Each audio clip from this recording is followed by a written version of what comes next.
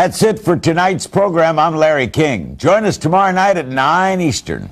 And now for a look at today's top stories, let's go back to the CNN Center in Atlanta and today's special guest anchor.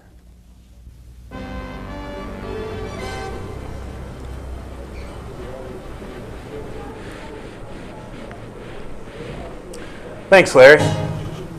This is CNN, the most trusted name in news. Reporting from CNN World Headquarters in Atlanta, I'm Todd. And I'm Rob. And this is your CNN News Update.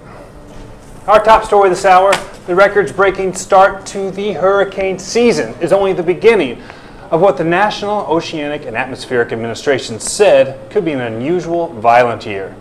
This may well be one of the most active Atlantic hurricane seasons on record. NOAA Director David Johnson said in a statement, the NOAA raised its 2005 hurricane outlook on Tuesday, forecasting an additional 11 to 14 tropical storms from now through November. With 7 to 9 becoming hurricanes, 3 to 5 are expected to become a major hurricane. Wow. Defined as Category 3 storms or higher, with sustained winds at least 111 miles per hour, NOAA experts have found optimal conditions for hurricane development, including unusual warm ocean surface temperatures and low wind shear. The agency says the season will peak just between August and November and urges residents and government officials in vulnerable communities to have a plan ready. Already a record 7 tropical storms tracked across the Atlantic between June and July. Todd, in entertainment news, singer Madonna is recovering from a horse riding accident, meaning she will have to stop dancing for several months and take a break from her beloved yoga. She's recovering at home after falling from a horse as she celebrated her 47th birthday. She suffered 3 cracked ribs, a broken collarbone, and a broken hand in the accident. The star was with her husband, film director Guy Ritchie, and her 2 children when she was thrown from the horse at her country residence in England. The spokeswoman for the singer, famous for hits including Material Girl and Like a Virgin, said she's recovering at home. The American artist was riding a new horse at the time of the fall. The star is due to release a new album, Confessions on a Dance Floor, in November. Her spokeswoman said she did not expect the accident to affect the launch of the new album. Wow. Rob, Altoid, curiously strong mints, which you could use a few of them.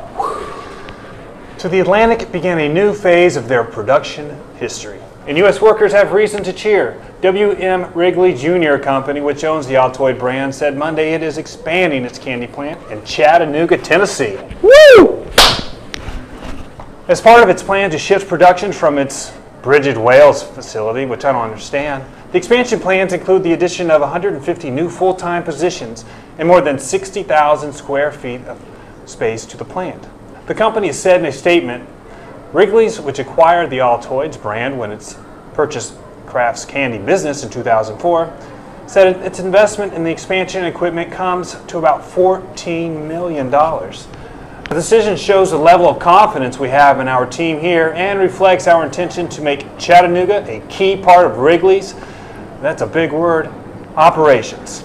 Ron Pillsbury, Senior Director of Supply Chain, said in the statement, which created by a London company, have been in Great Britain since the reign of King George III.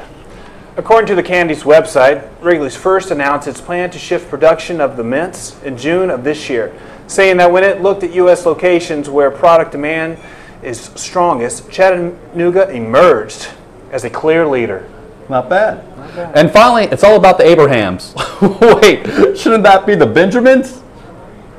According to authorities, Earl Devine's $100 bills were printed with Abraham Lincoln's face instead of Benjamin Franklin's. Despite this visual error, Devine's bogus bills fooled several establishments around Lafayette, Indiana.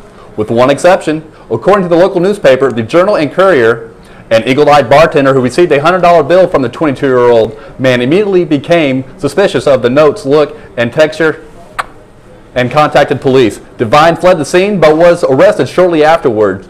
Detectives called the bills excellent fakes in spite of other errors such as red and blue dots that suggested the bill was printed from an inkjet printer. The report said several other businesses in town and neighboring West Lafayette later reported receiving fake money. Officers found more fake bills in Devine's wallet at the time of his arrest, but they have not determined if he made the notes or purchased them from another source. Devine was charged with forgery. And that's our part for now. For a check of the news any time of the day, just log on to our website at CNN.com. AOL keyword CNN. Reporting from the CNN Center in Atlanta, I'm Rob. And I'm Todd, and I think that this has been a success. Absolutely a success. Cheers. Cheers. Have a great day. You too.